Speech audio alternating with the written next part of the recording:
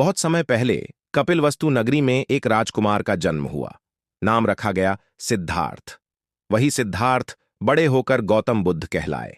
उनका जीवन करुणा, धैर्य और मौन की अद्भुत मिसाल है।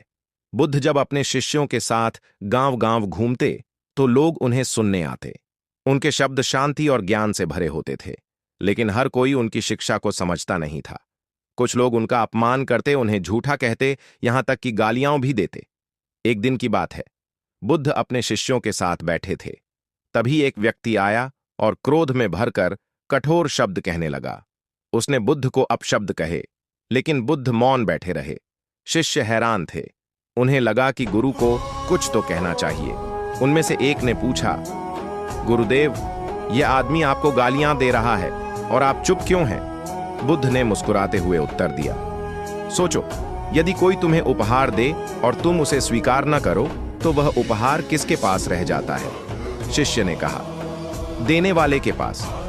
बुद्ध बोले, ठीक वैसे ही इस व्यक्ति ने मुझे अपमान दिया।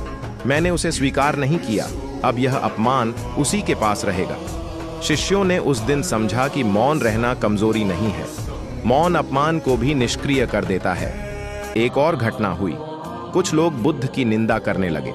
वे कहते, यह सन्यासी हमारी परंपराओं को तोड़ता है, यह सबको बहकाता है। शिष्यों का हृदय व्यथित हुआ। उन्होंने बुद्ध से कहा, गुरुदेव, लोग आपकी निंदा कर रहे हैं, क्या आप उनका उत्तर नहीं देंगे? बुद्ध ने शांत स्वर में कहा, क्या पर्वत आंधी आने पर हिलता है? नहीं, पर्वत स्थिर रहता है। उसी तरह जब अपमान और निंदा की आंधी आती है तो साधक को पर्वत की तरह मौन और स्थिर रहना चाहिए। यही सच्ची शक्ति है। बुद्ध अपने शिष्यों को मौन साधना भी कराते थे। कई बार शिष्य दिनों तक मौन रहकर ध्यान करते। एक बार आनंद ने प्रश्न किया, गुरुदेव, मौन रहकर हमें क्या मिलेगा? बुद्ध ने कहा, शब्द बहुत शोर करते हैं। जब तक मन शब्दों में उलझा है तब तक ज्ञान प्रकट नहीं होता। जब मन शांत होता है तब भीतर का दीपक जल उठता है। मौन वही दीपक जलाने का मार्ग है। समय बीतता गया। बुद्ध के उपदेश उनके शिष्यों से आगे फैलने लगे।